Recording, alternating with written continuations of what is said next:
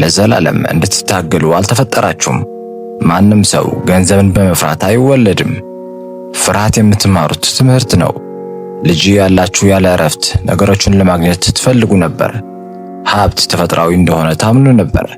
ነገር ግን ቀስ በቀስ ሰዎች በሚነግሯችሁ ማስጠንቀቂያ በሚመስሉ ነገሮች ህልሞቻችሁ መተው እንዳለባችሁ ተምራችኋል እና ሳታስቡት የገንዘብ ህልውናን እንደማይገባችሁ ተቀብላችኋል። ነገር ግን ህልውና መድረሻው አልነበረም። ትንሽ እንድትሆኑ የሚያደርግ ውሸት ነው። ዝም ብላችሁ እንድትሰሩ የተቀመጡ ህጎች እንድትታዘዙና ካለምንም እቅድ እንድትጠብቁ ተምራችኋል። ነገር ግን ገንዘብ እንዴት እንደሚንቀሳቀስና የገንዘብ አሰራር ማንም አላስተማራችሁም። የበለጠ ትሰራላችሁ፣ ግን ብልህ አትሆኑም። ሥራ በዝቶባችኋል፣ ነፃነት ግን የላችሁም። ሰዎች ሀብት ከድካም የሚመጣ ይመስላችኋል። ነገር ግን ገንዘብ ዋጋ ያለው ነገር እንደሚከተል እንደተረዳችሁ ወዲያውኑ አእምሯችሁ መንቃት ይጀምራል። አንደኛው የገንዘብ አመጣጥ ከህልውና እስከ ስምምነት። ገንዘብ እንደ ወረቀት ቁጥሮች ወይም ዲጂታል ስክሪኖች አልተጀመረም። የጀመረው እንደ እምነት ነው። በቀደሙት የሰው ልጆች ማህበረሰቦች ውስጥ ሰዎች በቀጥታ እሴት በመለዋወጥ ተርፈዋል። የመጀመሪያዎቹ አድነው ይኖሩ ነበር፣ ከዛ ተሰብስበው፣ ከዛ መጠለያ ገነቡ። ይህ የባርተር ስርዓት የሚሰራው በትንሽ ቡድኖች ብቻ ነበር። ማህበረሰቦች እያደጉ ሲሄዱ ባርተር ውጤታማ አይሆንም። እህል ሊኖራችሁ ይችላል፣ ነገር ግን ጫማ ሊያስፈልጋችሁ ይችላል። የጫማ ሰሪው እህል ሊያስፈልገው ይችላል። ገለልተኛ የሆነ ነገር ያስፈልጋል። ሁሉም ሰው የሚቀበለው ነገር የአንድ ነገር ገንዘብ ሆነ። መጀመሪያ ላይ ገንዘብ በእጥረት ላይ የተመሰረቱ ዕቃዎች መልክ ወሰደ። ዛጎሎች፣ ጨው፣ ዶቃዎች፣ ከብቶች፣ ወርቅ። እነዚህ ዋጋ የነበራቸው አልነበሩም፣ ምክንያቱም አስማታዊ ስለነበሩ። ነገር ግን ሰዎች ዋጋ አላቸው ብሎ ስለተስማሙ ነው። ይህ ስምምነት የገንዘብ እውነተኛ ምንጭ ነው። ገንዘብ ራሱ ሀብት አይደለም፣ በጊዜ ሂደት የእሴትና የጥረት ውክልና ነው። ይህንን መረዳት ሁሉንም ነገር ይለውጣል። ገንዘብ በተፈጥሮ ክፉ መንፈስ ወይም ስነ ምግባር የጎደለው ነገር አይደለም። ዋጋን ለመከማቸት ለመለካትና ለማስተላለፍ በሰዎች የተፈጠረ መሳሪያ ነው። ሰዎች ገንዘብን ሲፈሩ ገንዘብን ራሱ አይፈሩትም። ፍርድን፣ ኪሳራን፣ እጥረትን ወይም ያለፉ ልምዶችን ይፈራሉ። ይህንን እንደተረዳችሁ ፍርሃት መፍረስ ይጀምራል። ገንዘብ የምትለምኑት ነገር አይደለም፣ የምትስማሙበት ነገር ነው። ሁለተኛው የገንዘብ ፍሰት። ገንዘብ ለምን እንደሚንቀሳቀስና አንድ ቦታ ተቀምጦ እንደማይቆይ። ገንዘብ ዝም ብሎ ለመቀመጥ የታሰበ አይደለም። እንደ ጉልበት ወይም ውሃ ሆኖ ያገለግላል። ወደ እሴት፣ ግልጽነትና አቅጣጫ ይፈሳል።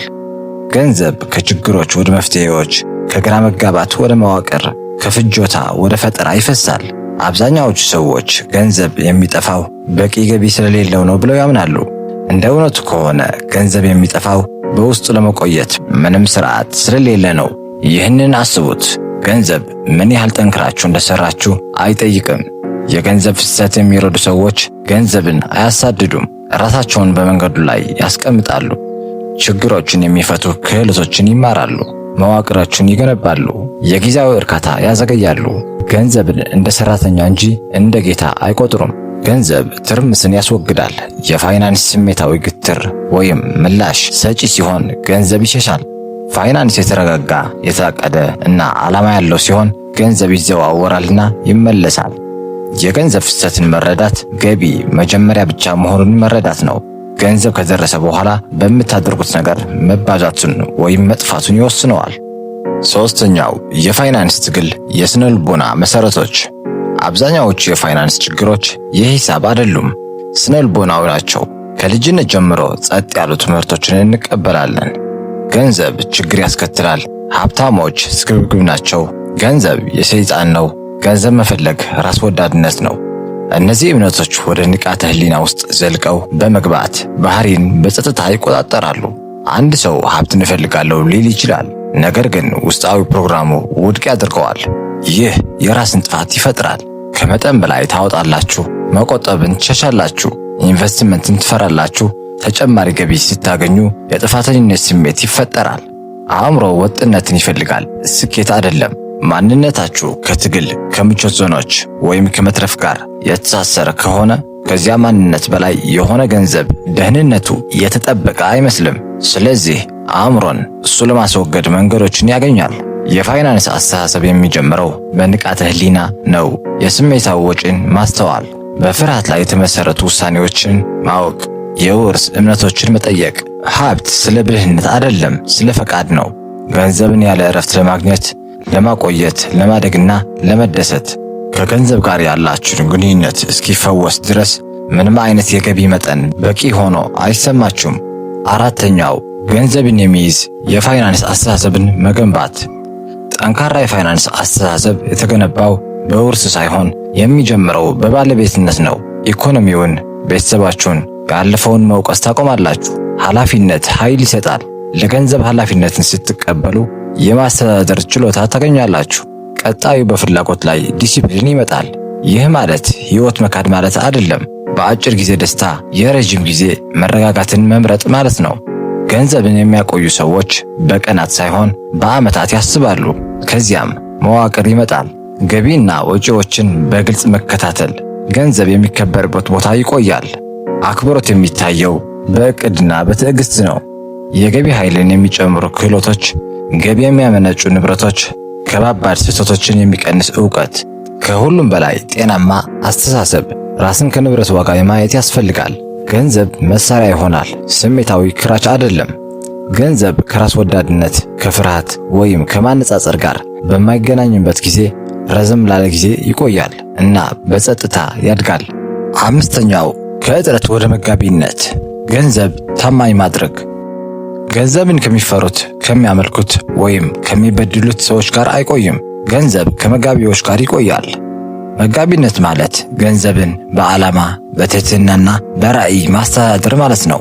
ገንዘብ የት እንደሄደ ከማሰብ ይልቅ የት መሄድ እንዳለበት ትነግሩታላችሁ። ገንዘብን የሚቆጣጠሩ ሰዎች ከራሳቸው በላይ የሚያቅዱ፣ ከስሜቶች የሚበልጡ ስርዓቶችን የሚገነቡ ናቸው። የገንዘብ ዕውቀትን ማስተማር ገንዘብን ነፃነት ለመፍጠር ይጠቀሙበታል እንጂ ሱሳቸው አይሆንም። የእጥረት አስተሳሰብ ብከስር ሲል ይጠይቃል። ሌላኛው ይህንን በጥበብ እንዴት ማሳደግ እችላለሁ ሲል ይጠይቃል። ገንዘብ ግልጽነትን ሲያይ ይቆያል። ገንዘብ ዓላማን ሲያይ ይባዛል። ገንዘብ ትዕግስትን ሲያይ ይመለሳል። ግቡ ሀብትን ያለማቋረጥ ማሳደድ ሳይሆን የገንዘብ ሰላምን መፍጠር ነው። ገንዘብ ሕይወትን ከመቆጣጠር ይልቅ የምትደገፉበት ግዛት ነው። ገንዘብ የተጀመረው እንደ ስምምነት ነው። የወደፊት ሕይወታችሁ ዛሬ ከእርሱ ጋር በምታደርጉት አዲስ ስምምነት ላይ የተመሰረተ ነው። ስድስተኛው ገቢ ሀብት አይደለም። ገቢ እንቅስቃሴ ነው። ሀብት በጊዜ ሂደት የሚከማች ነገር ነው። ብዙ ሰዎች ጥሩ ገቢ ቢያገኙም ገንዘባቸውን ከግንባታ ጋር ስለሚያምታቱት ገንዘባቸውን ይከተላሉ። ሀብት ውረት ይከተላል። ማግኘት፣ ማስተዳደር፣ መጠበቅ፣ ማደግ። አንዱን ከዘለላችሁት ስርዓቱን ይወድቃል። የአኗኗር ዘይቤ የዋጋ ግሽበት የእድገት ጸጥተኛ ገዳይ ነው። ገቢ እየጨመረ ሲሄድ ወጪዎች በፍጥነት ይጨምራሉ። የስኬት ገጽታ ጥገኝነትን ይደብቃል። እውነተኛ ሀብት ብዙውን ጊዜ የማይታይ ነው። ሰባተኛው የዘገየ እርካታ። ማንም ሰው የማያስተምራችሁ ነገር። የዘገየ እርካታ ማለት ከግፊት ይልቅ አቅጣጫን መምረጥ ማለት ነው። እያንዳንዱ የፋይናንስ ውሳኔ ለወደፊት ማንነታችሁ ድምፅ መስጠት ነው። የሀብት ውጤቶች የሚገነቡት በፍላጎትና በተግባር መካከል ባሉ ቆይታዎች ውስጥ ነው። ገንዘብን የሚይዙ ሰዎች የተሻሉ ጥያቄዎችን ይጠይቃሉ። ይህ በኋላ ላይ ለውጥ ያመጣል። ይህ ምቾት ወይስ እድገት? ሰላም ወይስ ግፊት እየገዛሁ ነው ብለው ይጠይቃሉ። እያንዳንዱን የዲሲፕሊን ምርጫ ማንነትን ያጠነክራል። ከጊዜ በኋላ ዲሲፕሊን እንደ ጥረት መሰማቱን ያቆማል እና ተፈጥሯዊ ስሜትን ይጀምራል። ስምንተኛው ስርዓቶች የፍላጎት ኃይልን ያሸንፋሉ። የፍላጎት ኃይል ስሜታዊ ነው፣ ስርዓቶች ግን ሜካኒካዊ ናቸው። ተነሳሽነት ይጠፋል፣ ስርዓቶች ግን ይቀጥላሉ። አውቶማቲክ የሆነ ቁጠባ፣ የውጭ ደንቦችና የረጅም ጊዜ እቅዶች ከውሳኔዎች ስሜትን ያስወግዳሉ። ለዚህም ነው ሀብታም ሰዎች ስለ ገንዘብ የተረጋጉ የሚመስሉት። የዕለት ተዕለት ተግባራቸው ትግል አይደለም። ገንዘብ ስርዓቶች ባሉበት ቦታ ይቆያል። ወጥነት ከጥንካሬ ይበልጣል። ዘጠነኛው የማንነት አሰላለፍ። ገንዘብ የሚያምነው ሰው መሆን። ገንዘብ ማንነትን ይከተላል። ግዴለሽ ከሆናችሁ ገንዘብ በዙሪያችሁ በግዴለሽነት ይሰራል። በእቅድ የምትመሩ ከሆነ ገንዘብ ይረጋጋል። ይህ አስተሳሰብ ንግግር አይደለም፣ የባህሪ አሰላለፍ ነው። ዕለታዊ ውሳኔዎች፣ ለሚገጥማችሁ ችግሮች የምትሰጡት ምላሽ፣ ለመማር ያላችሁ ፈቃደኝነት፣ የረጅም ጊዜ እይታችሁ ገንዘብም አትስቡትም፣ ከእርሱ ጋር ጓደኛ ትሆናላችሁ። 10ኛው ከግል ሀብት በላይ ከፍተኛውን የፋይናንስ ችሎታ ከራስ በላይ ማሰብ። ገንዘብ ትርጉም የሚያገኘው ስትደገፉት ነው። መረጋጋት፣ ትምህርት፣ ነፃነት፣ ውርስ፣ የትውልድ አስተሳሰብ ሀብታም መሆን አይደለም፣ ሆን ተብሎ መሆን ነው። ገንዘብ የተጀመረው እንደ ስምምነት ነው። የወደፊት ሕይወታችሁ የሚወሰነው አሁን ከእሱ ጋር ለማድረግ በምትመርጡት ስምምነት ላይ የተመሰረተ ነው። ገንዘብ እንደ ጸጥተኛ አጋር ነው፣ ጠላታችሁ አይደለም፣ መስታወታችሁ ነው። ግልጽነት፣ ዲሲፕሊን፣ ማንነትና ዓላማ ሲጣጣሙ ገንዘብ መሮጡን አቁሞ መስራት ይጀምራል። ግቡ ማለቂያው የሌለው ክምችት ሳይሆን በገንዘብ ሰላም መፍጠር ነው። ገንዘብን ስትረዱት ይቆያል፣ ስታከብሩት ያድጋል። ራሳችሁን ስትቆጣጠሩ ገንዘብ ይከተላችኋል። እስከ መጨረሻው ድረስ ስለተከታተላችሁን አመሰግናለሁ። ቻው።